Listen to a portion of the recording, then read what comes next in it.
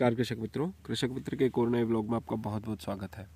मित्रों, ये है अपनी रियावन सिल्वर लहसुन जो कि 14 अक्टूबर को हमने लगाई है और 14 अक्टूबर से अभी लगाने के बाद इसकी 4 सिंचाई हो चुकी है।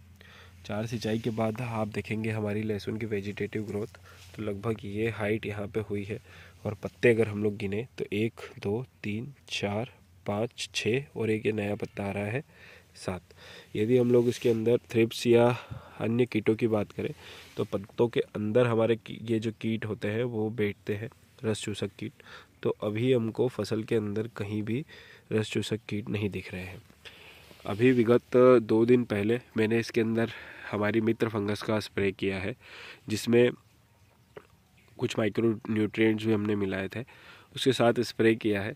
तो उसमें क्या क्या है, मित्र फंगस में मेटराइजम एनिसोप्ले है, वर्टिसिलियम लकानी है, बिवेरिया बेसियाना है, अपना ट्राइकोडर्मा विरिडिहजेनियम है, जो कि जो रस चूसक कीट होते हैं, फंगस होती है जो हमारी फसल को नुकसान पहुंचाते हैं, उन सबसे लड़ाई करती है, युद्ध करके उनको समाप्त कर देती है, हमारी फसल को सुरक्षित रखती है। तो मित्रों, ये एक जैविक पद्धति से यदि आप लोग खेती करेंगे तो आपको कम समस्या आएगी, कम खर्च में आप खेती कर पाएंगे।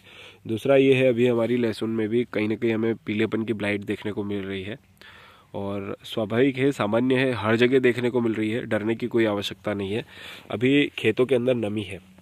अभी आप देखेंगे तो यहाँ पे भी नीचे अगर मैं इतना सा खोदा है और यहाँ पे देखिए आप, ये नमी निकल रही है।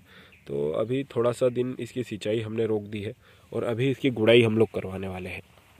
गुड़ाई जैसे होगी तो नीचे की जो जड़ें हैं उनको थोड़ा हवा मिलेगी और ये जो मिट्टी खुदेगी ऊपर की, तो ये थोड़ी सी सूखेगी।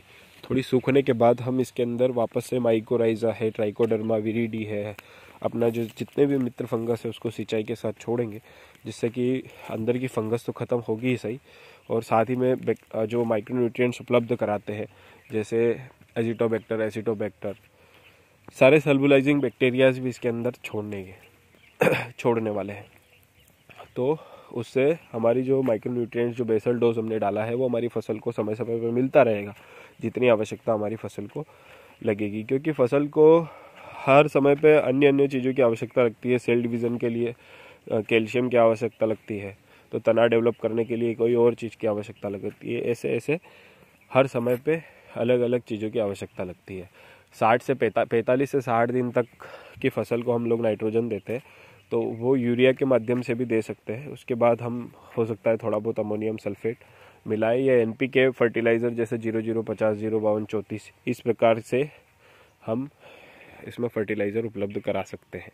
तो मित्रों, ये है हमारी रियावन सिल्वर लहसुन की अभी की स्थिति, और आगे की अपडेट जब सिंचाई करेंगे तो इसके अंदर मैं कौन कौन से फर्टिलाइज़र सिंचाई के साथ दे रहा हूँ, कौन कौन से जड़ सड़न को बचाने के लिए, जड़ गड़न को बचाने के लिए इसके अंदर बैक्टीरिया छोड़ रहा हूँ, सारी चीज़ें आपके साथ में शेयर की जाएगी। वीडियो अच्छी लगी हो तो लाइक कर दीजिएगा। धन्यवाद।